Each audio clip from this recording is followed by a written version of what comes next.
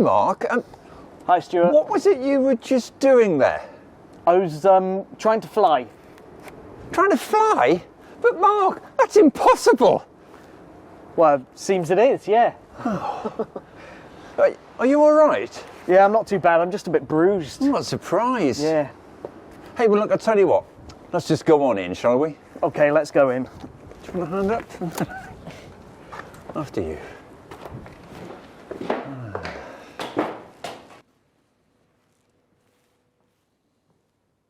Hi, everyone, and thanks for joining us for this episode of Home Together. And in this episode, we're going to be telling a story about something else that was impossible, but Jesus actually did it. And it took place at a wedding.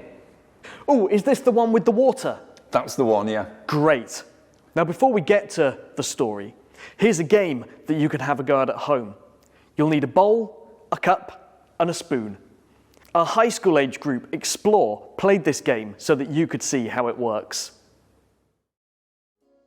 The challenge is to see how much water you can get from a bowl into a cup using a spoon in 30 seconds. Let's see how Explore got on in 3, 2, 1, go!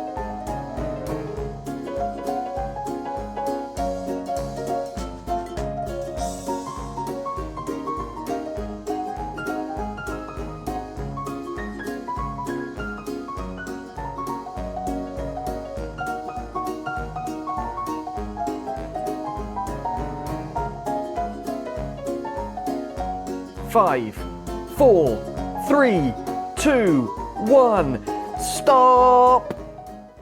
Well done, everyone. Let's see how we did. Oh, they've all done so well, haven't they? Look at that. But do we have a winner? Oh, blue's looking good. But yellow has it. We have a winner. Well, that looks like a lot of fun. Oh yes, maybe we should try it ourselves later, Stuart. Maybe we could, yeah. I'd like that. But perhaps we should get on with our wedding story. We should do that. Now, we're here in Coldingham Priory to tell this wedding story, which is, in fact, where Sarah and I got married a good few years ago. But Stuart, I'm feeling a little bit underdressed for telling a wedding story. Oh, yeah. Hang on. Hey, much better. Absolutely. So, on with the story. There was a wedding in the village of Cana in Galilee. Now, Jesus' mother Mary was there, and Jesus and his disciples. Now, a Jewish wedding feast in those days went on for a week. There'd be feasting and music and dancing and more feasting. It went on and on. A great celebration. Now, there was a point in the wedding celebrations where something really awkward happened. They ran out of wine. Now, this would have been more than awkward. This would have been so embarrassing for the couple and their families. Everyone in the village would have been at this wedding, and people from villages around, which is probably why Jesus, his mum, and his disciples were there. Running out of wine at a wedding would have been an absolute disaster. The family would have to live with the embarrassment and shame of this for years and years to come. Imagine being known as the couple that ran out of wine at their wedding. Now, Jesus' mother, Mary, came to tell Jesus about this lack of wine. And she obviously expected him to do something about it. But Jesus said something a bit strange. He said, "Mother, why are you involving me? My time has not yet come."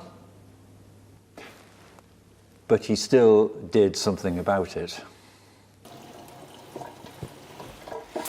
Mary told the servants to do whatever Jesus told them. And Jesus told them to get some water and fill up some huge stone jars that were outside in the courtyard.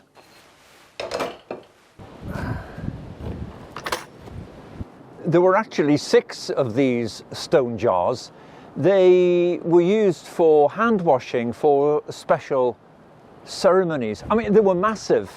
Each one held, 80 to 120 litres of water. But Jesus had told the servants to fill them up to the brim. And then he told them to draw out some of the water.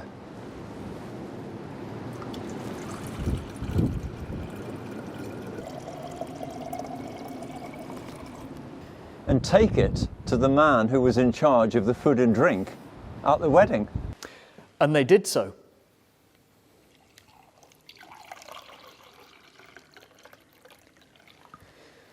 And the master of the feast tasted the water that had been turned into wine. He didn't know where it had come from, but the servants who had drawn the water, they knew. Now the man in charge called the groom to one side. Normally people bring out the good wine first, and then when everyone's had quite a bit to drink and won't tell the difference, they serve the cheaper stuff. But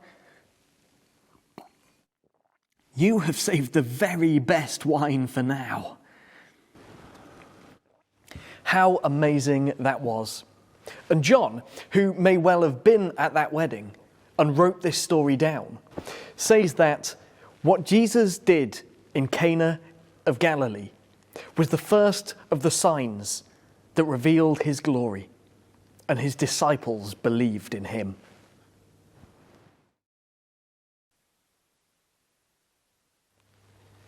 So these signs, they work a bit like clues. They tell us who Jesus really is. The disciples begin to realize that Jesus is, well, God. Yes, and isn't it interesting that Jesus uses his power as God just to make some wine for a wedding? You say just, but I think this does tell us that God cares for people. He cares for us. He wants things to go well for us.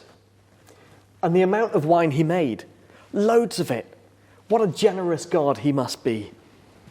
And I think we see in this story what God is doing for his people.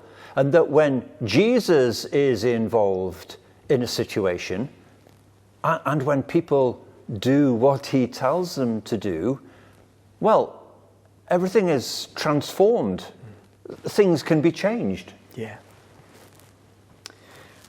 Stuart, one more thing. That strange thing that Jesus said about his time hadn't yet come. I think that Jesus knew that he was going to go on to do lots of extraordinary things. You're right, Stuart. And over the next episodes of Home Together, we're going to explore more of these stories of the extraordinary, impossible things that Jesus did and the things that has to tell us. Well, that's all from us for now, but Sarah will be along in just a moment with some activities that you can do. Bye for now. Bye. Hi everyone. Wasn't it great to hear just how much Jesus cared for those people in that story by providing them with all that wine at the wedding? This month we're going to have a little play with water. We can't do anything like turning it into wine, but we can do a little bit of tricks with some water. So in your pack you have got a bag with some Skittles in. We're going to have a play around with that just now. Pop them on your plate. Works best if you've got a clear, non-patterned plate. And you're just going to arrange your Skittles in a wee circle. You could maybe take some out to have a little treat later, but check with your grown-up first. So once you've got them all arranged, you're going to take some warm water and you're just going to pour your water in the middle. Make sure it's nice and warm. And you're going to watch for your rainbow to appear.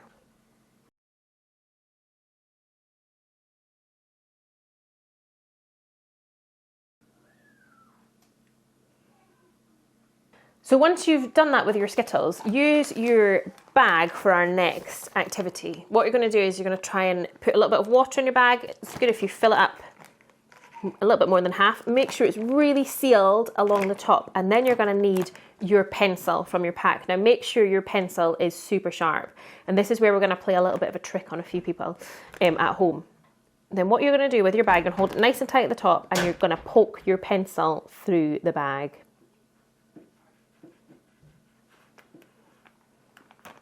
Just give it a bit of a wiggle through, and there you go. With some science magic, your pencil will go all the way through your bag, and the water, hopefully, won't leak out the bottom. So you might have noticed I put a tray down on my table just in case there was any drips. You might want to do that, or do it over a sink, or you could even take your bag outside to have a shot to save your floors.